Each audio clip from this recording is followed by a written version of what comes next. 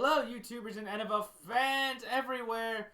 This is Matt, the NFL Fanatic, giving you my last 2021-2022 NFL season wrap-up video. Well, on Sunday, ladies and gentlemen, we had 117 million people, this is from NBC's numbers, from all video and digital and television platforms watch Super Bowl 56, and we saw for the Los Angeles Rams their second world championship, their first one since 1999, in a 23-20 victory over the Cincinnati Bengals. And what a game it was, ladies and gentlemen. It was a compelling game of where, as the game started out, everybody thought as soon as Matthew Stafford threw that touchdown pass to Odell Beckham Jr. and the way the game was going, you might have thought, oh, the Rams are going to rout him.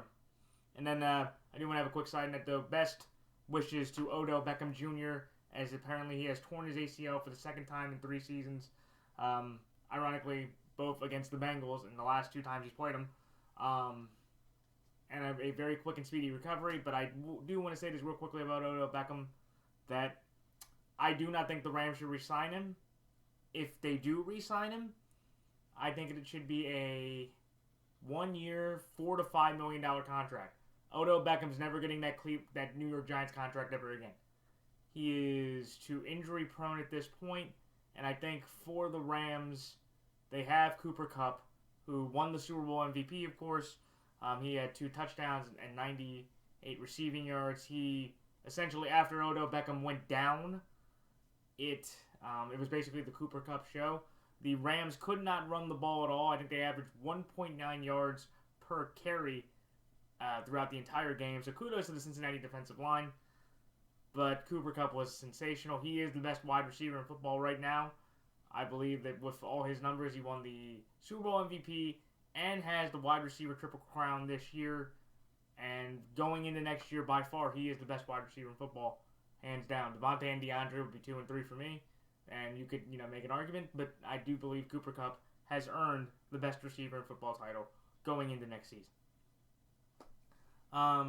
But when you look at other aspects of the game, I do want to congratulate the Los Angeles defensive line. 7 sacks on Joe Burrow.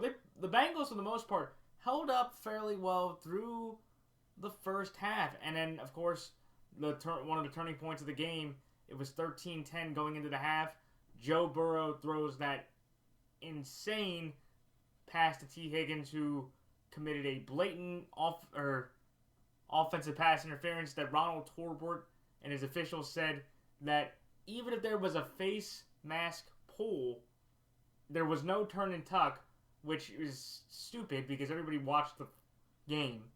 Obviously, he turned and tugged on Ramsey's face mask. And then the very next play, Matthew Stafford tries to throw a pass to Nick Skowronek, and that gets picked off by Chidobe Awuzie. I know I messed up his first name. But then the Bengals, on 3rd down, Aaron Donald gets one of his 2 sacks, and the Bengals never score from that point on. And I do want to say for the Bengals, what a year. I thought Jamar Chase, he had 2 nice big plays in the game, but he did not make the impact that he needed. Joe Mixon and Samaje Perine were non-existent and non-factors for the game. And for Tyler Boyd, that was also one of the key plays as well. They had the lead, and it was 3rd and 8, 3rd and 9. And Tyler Boyd, who had not dropped the pass the entire season, picked the utmost worst time to have his first drop of his career. So, and but for the Bengals, though, this season was a tremendous success. I look at what the Bengals did and say, look, they won the AFC North for the first time since 2015. After going 31 years without winning a playoff game, they won 3 straight, and Joe Burrow's already put himself at about Boomer Esiason level in terms of how the accomplishment and the greatness of him he is as a Bengals quarterback. I think he eventually will become the greatest Bengals quarterback in franchise history, though I will give Boomer the edge due to the MVP for right now. And Joe Burrow could win an MVP too, but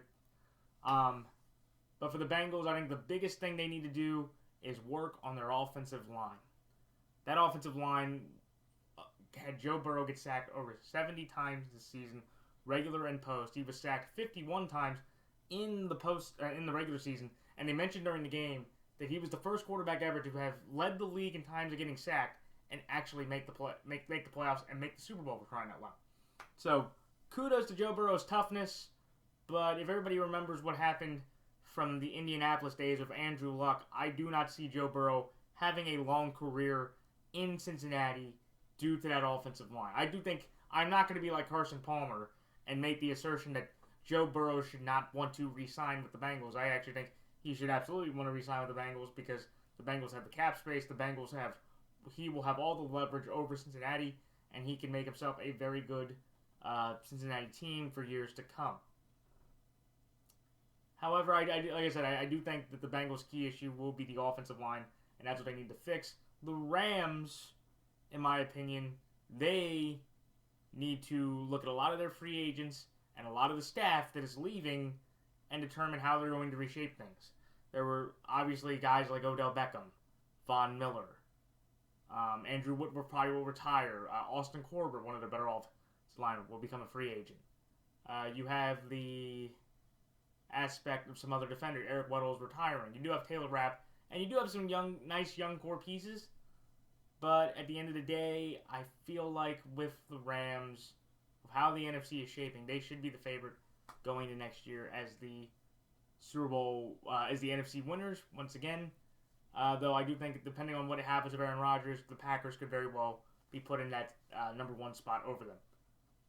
But with all my thoughts on the Super Bowl, let's look at the entire season now in review. So with my wins, I thought for some odd reason that I thought I took the Rams on the line. I did not. I took the Bengals, so I got the great double victory to end the year. So I get one final win against the spread and straight up for the year to end the season. I'm very proud about that. So my against the spread record and straight up record for this season ends up at 8-5, which equals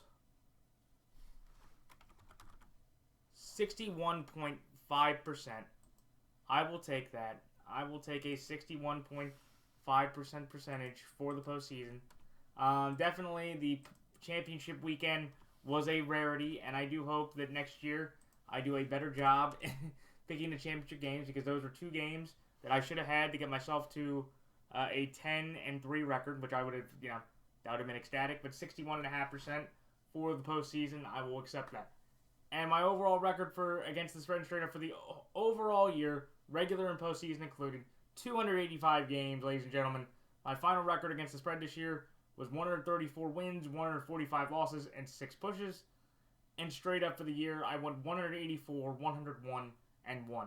So I thought for the whole year, I thought I could have gone the whole year without reaching the triple digits in losses.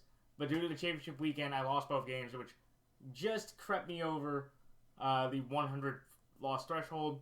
So that equals up to 48.1% against the spread and 64.5% straight up. So definitely a down year for my against the spread standards. I always like to try to get the 50 to 51% against the spread on the betting lines.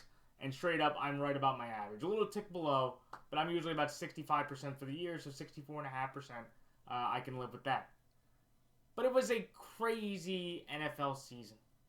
So many twists and turns from, you look at all the rookies and Trevor Lawrence, Justin Fields, Zach Wilson, and Mac Jones. The immediate impact that that Mac Jones made on the Patriots. The fact that the Patriots themselves cut Cam Newton, a Super Bowl MVP, for the national champion, noodle arm, wet mac and cheese Jones, and he was able to make the playoffs and basically justify Belichick's choice and give the Patriots some hope that they maybe have found a quarterback for the future moving forward. You have stories such as the Bengals, like I just talked about. Wow, what a crazy year they've been. The disappointment of the Browns was a great story for the whole season. Most people had the Browns making the playoffs, if not winning the division, or not getting to the Super Bowl. And this team, with everybody from Baker and Odell and Jarvis and Jedrick Wills and Chubb and Hunt and Garrett and Clowney and Delpit and everybody on that Browns roster, which everybody hyped up, they fell incredibly flat on their faces, looked like dummies, and they finished with a losing record, even though they have swept the Bengals now for 2 consecutive seasons, and fun fact here, but the Browns were a massive disappointment. You had the amazing story of the Lions, who everybody thought were going to, as the year went on, go 0-17 with the new game in the season. They get to the point where the Vikings have them beat, and it takes Jared Goff throwing to Amon-Ra St. Brown in a prevent coverage that gives the Lions their first win. And not only do the Lions get their first win, they win 3 of their final 6 games. And the Lions, for the first time in years, have a little bit of optimism. True, they've had some coaches leave and some different positions and a lot of uncertainty in terms of receiving position and in terms of just overall talent. A lot of talent was lost throughout the season for the Lions. But the Lions have a little bit of hope going into next year with Dan Campbell and his weird motivational breaking kneecaps and drinking excess amounts of coffee. But looking at let me think of some other big stories. Of course, the Houston Texans. What they have gone through this year with Deshaun Watson basically being put on the shelf intentionally by the league and intentionally by the Texans due to his own desires of leaving Houston and also the numerous sexual assault allegations on him from 20 plus different women. The Texans ended up going with Davis Mills after Tyrod Taylor injured his hamstring in the second game of the year against the Browns. And the Texans ended up getting 4 victories, including 2 over the Tennessee Titans and Los Angeles Chargers. And they almost swept the Titans, the number 1 seed in the AFC. But the Texans, now their big story, of course, is Brian Flores. And now they have Lovie Smith as their coach. So we'll have to see how that goes. Other unique stories, the Packers, of course. First team in NFL history to win 13 games 3 consecutive years. Aaron Rodgers breaking Brett Favre's all-time postseason or overall Green Bay Packer record for touchdowns. And then after all that hype, they lost to Jimmy Garoppolo and a hot Niners team in the snow where the special teams had been the biggest flaw of the Packers the whole year. Ended up being the one, that flaw ended up biting them in the rear end that cost them that game. And Aaron Rodgers is becoming the modern day Peyton Manning with only 1 game above 500 with 4 MVPs. The only guy I think that has similar track records to that is Peyton Manning. And I think for Rodgers and for the Packers this offseason, the Packers have said they are willing to essentially Drew Brees themselves with the Saints and spread the money out over several years for them to move forward. I don't think that is the right way to go. I would trade Aaron Rodgers and let Jordan Love play because that Jordan Love pick, if you go back with Aaron Rodgers, it was a massive mistake. And once Aaron Rodgers decides to leave or retire after next year, then the Packers are screwed because you don't really have a backup plan that's going to give Matt LaFleur any confidence. Again, is Matt LaFleur going to get fired? No. But I just do not. I just thought the Packers season, striking the whole COVID situation, regardless of what your belief, it was just a very disappointing year. But it's very much becoming the on-brand for the Packers. The Niners. Let's talk about the San Francisco 49ers, ladies and gentlemen. What a story of their season. They were 3-5 or 3-6 at one point, and they end up winning 6 of their final 8 games to make the playoffs. And not only do they beat the Dallas Cowboys, but they beat the Green Bay Packers to reach their second conference championship game in 3 years. I thought Deebo Samuel, one of the most electric weapons in the NFL, had his breakout year, having over 1,700 scrimmage yards, about having multiple touchdowns on the ground. He had, I believe, 5 rushing touchdowns, which was insane. And the emergence of Deebo and Elijah Mitchell in that running game really catapulted the Niners into this spot. Out of the defense, D'Amico Ryans has done a fantastic job, former Houston Texan and Philadelphia linebacker. He's done a fantastic job with this Niners defense with the talents of Eric Armstead, Nick Bosa, Javon Kinlaw. I don't think he played, but you have Jimmy Ward, you have Dre Greenlaw, you have Fred Warner. You have a very talented 49ers defense, and they did a fantastic job by the end of the year. I do think now the big story for the Niners is what is going to happen with the future of quarterback Jimmy Garoppolo. Jimmy Garoppolo is already expecting that he knows he's going to get traded, and I feel like for the Niners, I think the best team to put him on would be Tampa, but I would also put Carolina in conversation. I'd put some other I look around for some other teams to say, okay, we have a winning quarterback. He does not have the intangibles or probably the tangible skill to justify him being a phenomenal quarterback. But the best thing he has is he has a winning percentage that makes him one of the best, the top 8 highest winning percentage quarterbacks in NFL history with the minimum amount of starts that Jimmy Garoppolo has. That is a genuine stat. If anyone wants to ask or no, I can find the YouTube video link where I found that this morning. But there were the Niners. You had the Cardinals and Cowboys. Very similar stories. Very talented teams. Offense, defense, loaded with talent.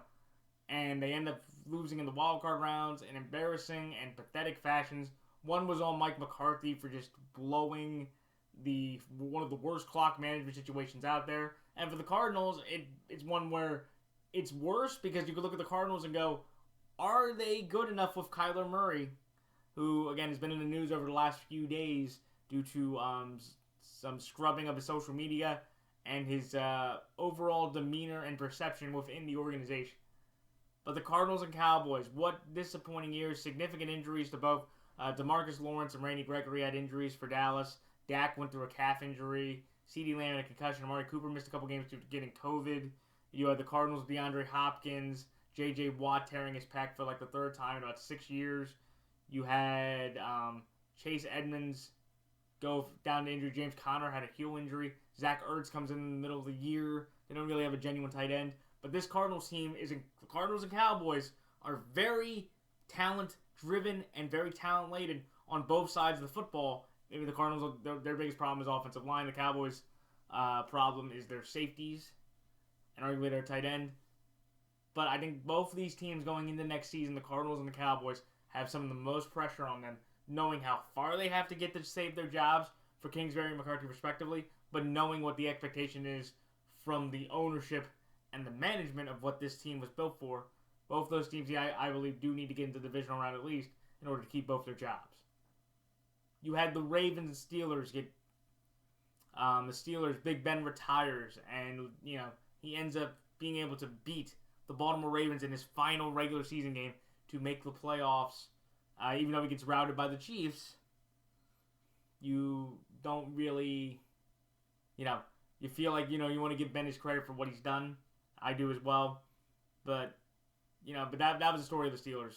The Steelers were led by the defensive player of the year, T.J. Watt, who tied with Michael Strahan for the most sacks for a season. I do believe if he would have played those 2 games, he would have broken the record, and rightfully so, he won the Defensive Player of the Year and NFL honors last Thursday.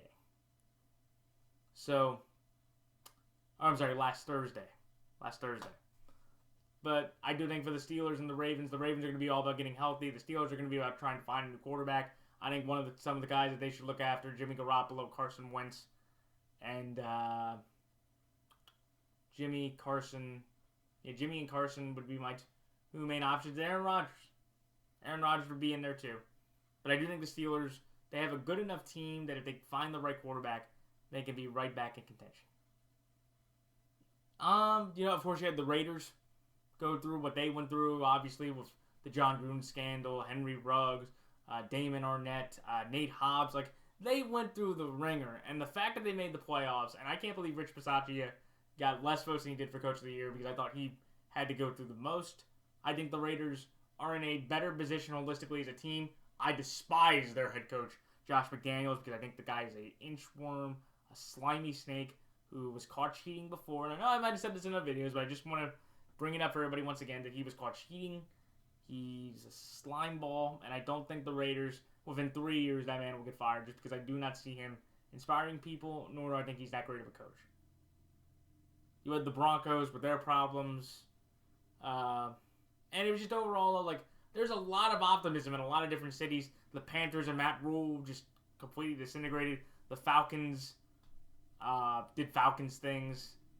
And you look at the Bucs, with Tom Brady's retirement, the NFC South becomes incredibly wide open for any of those 4 teams to take it.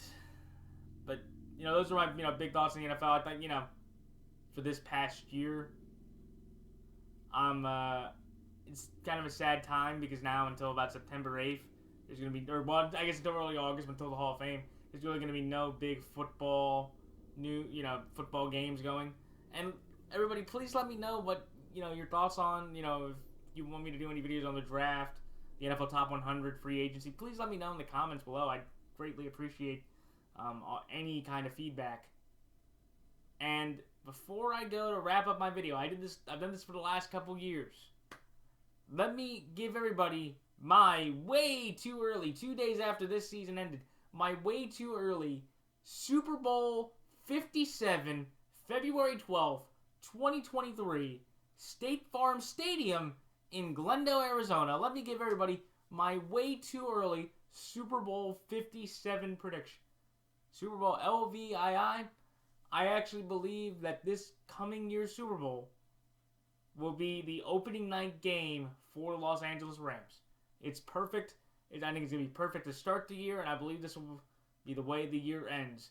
Give me the Buffalo Bills from the AFC going to play the Los Angeles Rams once again in Glendale, Arizona at State Farm Stadium for Super Bowl 57 on February 12th, 2023. So, once again, my way too early Super Bowl prediction before this offseason genuinely begins. And I will give an update when I do my next video on Labor Day Monday, which will be September 5th of 2023. I will do an update of that prediction, but my way too early Super Bowl 57 prediction, I'm going to go Buffalo Bills and Los Angeles Rams for the Lombardi Trophy. I don't think Aaron Donald retires. I think the Rams keep most of their pieces, and the Bills are right at the cusp. They basically had the ball, and the NFL is saying they're going to think about changing the rule, which I think is fantastic. But give me the Buffalo Bills at the Los Angeles Rams in Phoenix at State Farm Stadium on February 12th, 2023 right now for Super Bowl 57. So that is it. So everybody out there, enjoy the offseason. And again, give me some comments or some feedback if anybody would like, for me to do any videos throughout the offseason. If not, until September 5th, 2022, this is Matthew Max signing off. Until next time, everybody, thanks again for all the viewers, new subscribers, all the comments, all the feedback. Thank you all for another fantastic season. And until September, this is Matthew Max signing off. Until next time, everybody. So